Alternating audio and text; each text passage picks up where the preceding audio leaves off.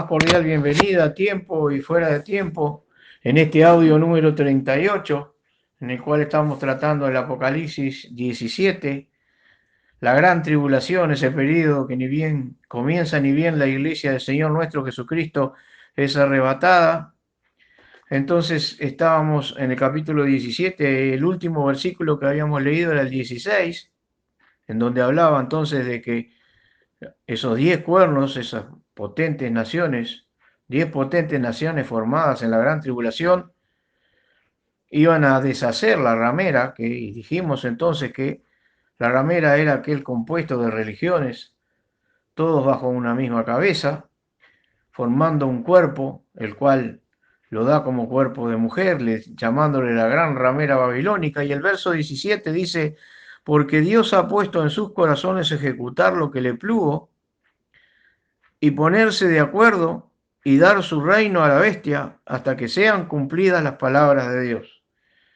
Habíamos dicho y lo volvemos a repetir conforme a lo que acabamos de leer entonces, que estas 10 fuerzas militares se ponen de acuerdo en sus ambiciones dándole todo el poder al anticristo. Poniéndose al servicio del anticristo se ponen de acuerdo y entonces deshacen toda forma de credo desde un cabo de la tierra hasta el otro, para llevar y arrastrar toda esa adoración hacia al anticristo, solamente, hacia la bestia, hacia el hombre de pecado. Esos son todos los títulos que el anticristo tiene. Entonces, esas 10 fuerzas militares trabajando intensamente para prohibir todo tipo de credo, de religión, llevando la adoración únicamente por la fuerza al anticristo. Y lo que es curioso de también contemplar, dice, hasta que sean cumplidas las palabras de Dios. Quiere decir que esto, como cumplimiento del tiempo profético, Dios lo permite precisamente para que sea cumplida su voluntad. Son cosas tremendas que Dios las permite para que venga el cumplimiento de lo que ya estaba profetizado que tenía que suceder. Y lo que ya está profetizado que va a suceder,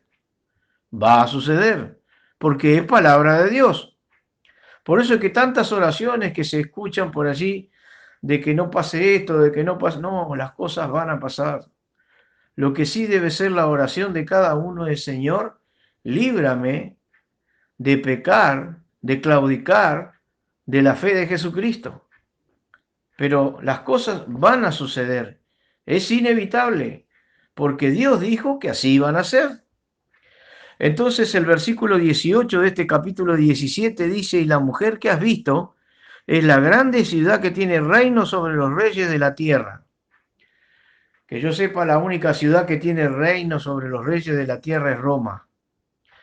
Porque desde el Vaticano, que está en Roma, allí se cogobierna y se mete en todo tipo de política internacional en todas las naciones, interfiriendo en lo que significa la política de cada una de las naciones que le dan entrada. Entonces ahí tenemos entonces dónde está la cabeza. Haciendo también la otra punta, digamos así, del enganche de todo el tipo de credo y de religiones y hasta aún el ateísmo, tenemos al Concilio Mundial de Iglesias en Ginebra, que trata de amalgamar o de unir todo tipo de credos sobre la faz de la tierra. Pero eso también obedece a Roma. Como decían entonces desde su origen de los tiempos, cuando se formó el Concilio Mundial de Iglesias en Ginebra, para volver a la casa paterna. Ese era el objetivo, o sea, para Roma. Entonces ahí tenemos que esa mujer, dice, que has visto, es la grande ciudad que tiene reino sobre los reyes. De allí cogobiernan todas las cosas y por eso van a ver el resurgimiento de la mariología, el resurgimiento de adoraciones idólatras de esa iglesia católica apostólica romana que a full está trabajando en estos tiempos, preparando el corazón en el engaño de todas las almas, no solamente para arrastrarlas a la eterna condenación, sino también para poder ponerse a disposición del anticristo, que después estas fuerzas militares a los cuales la palabra de Dios los llama los 10 cuernos, la van a hacer someter al mismo anticristo, a la adoración del mismo anticristo. Continuamos entonces en el capítulo 18, versículo 1, dice, después de estas cosas vi otro ángel descender del cielo, teniendo grande potencia, y la tierra fue alumbrada de su gloria. Qué tremendo el poder de los ángeles, ¿eh? Por eso son mayores en poder y en gloria que los hombres. Un solo ángel entonces hace iluminar toda la tierra como potencia, símbolo de la potencia también de lo que es un ángel.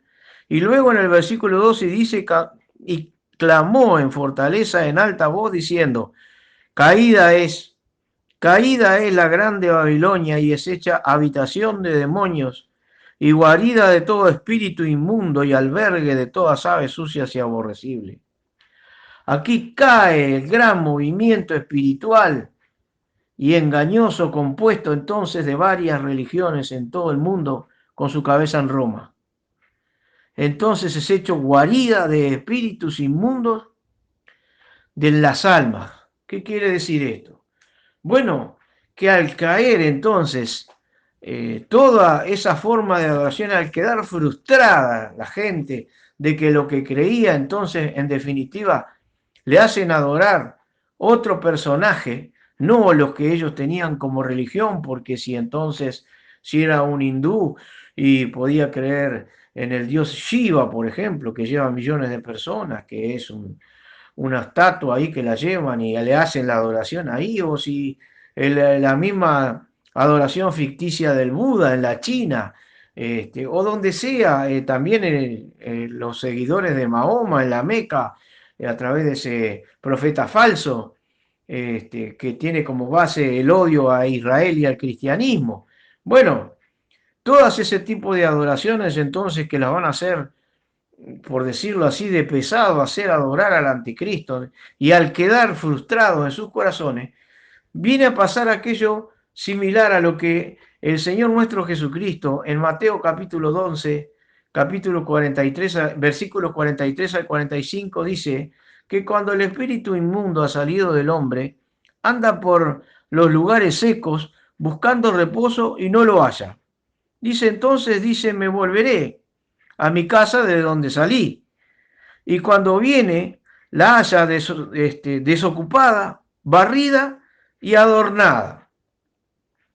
¿Por qué la halla desocupada? Cuando el espíritu inmundo se va, trabaja en él, pero se va y después cuando vuelve, cuando dice me volveré a mi casa, la encuentra hasta adornada, desocupada, barrida y adornada, dice. Bueno, porque han sido personas que en algún momento escucharon la palabra de Dios, pero resistieron.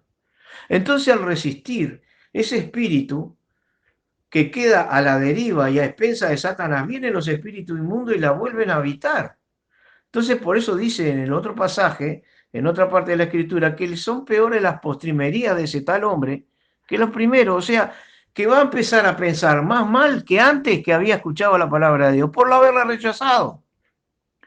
Entonces rechaza lo único que lo puede salvar, la blasfemia contra el espíritu que decimos, que dice la palabra de Dios, que es rechazar lo único que lo puede salvar, que es Cristo.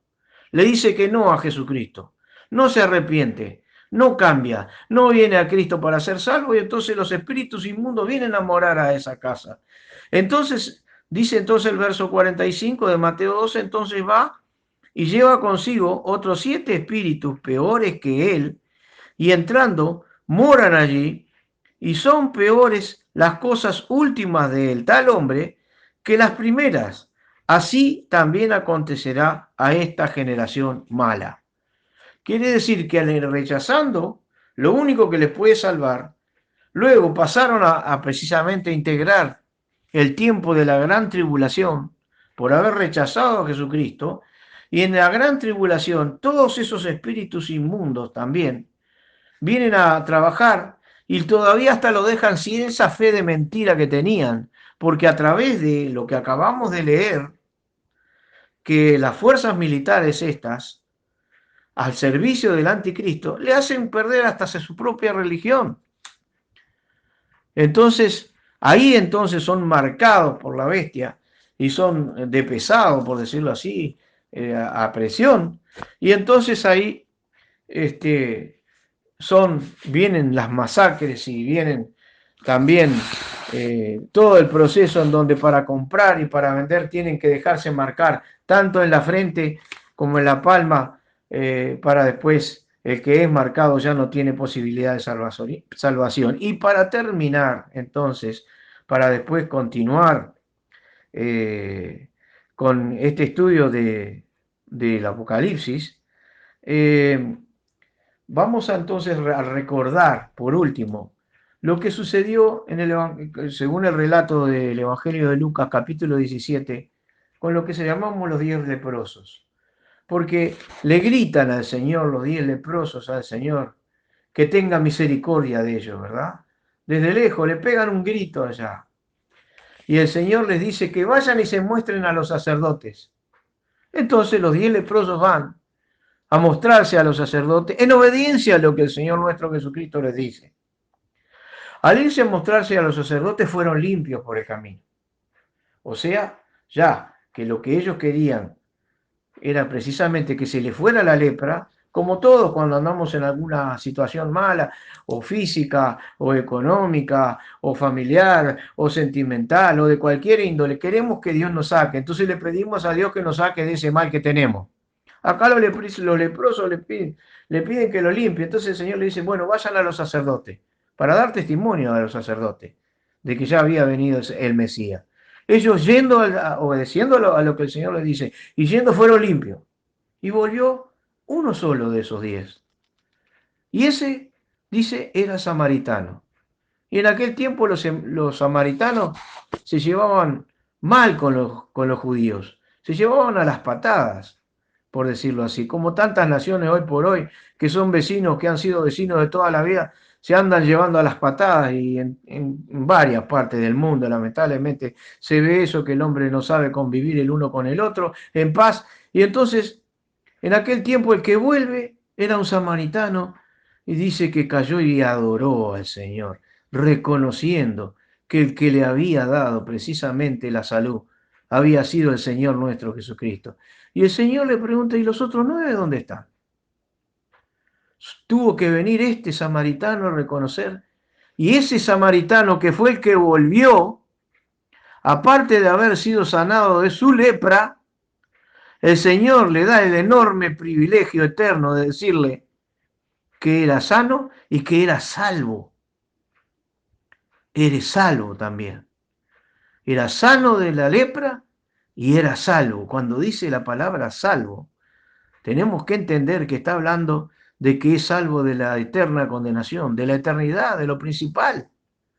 Porque la muerte iba a ocasionar tanto a los que quedaron leprosos como a los que fueron sanados.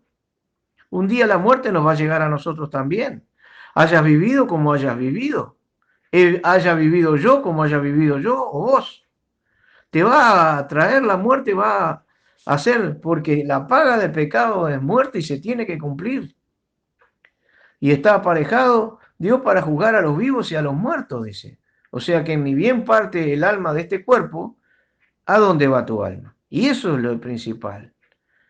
Y eso es lo principal, porque por más que haya sido librado de una situación física, económica, sentimental o de cualquier índole, si no echas mano a vida eterna, en primer lugar, si Dios te extiende el día de la gracia de seguir viviendo sobre la faz de la tierra, te podés encontrar en cualquier momento con todas estas situaciones de la gran tribulación de las cuales hemos hecho mención al principio.